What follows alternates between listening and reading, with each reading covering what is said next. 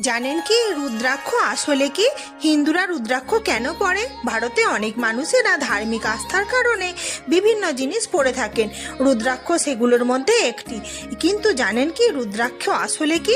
এটিকে কেন পরা উচিত? একটি পৌরাণিক কাহিনী অনুসারে একবার ভগবান শিব দীর্ঘ সময় ধরে ধ্যান করছিলেন।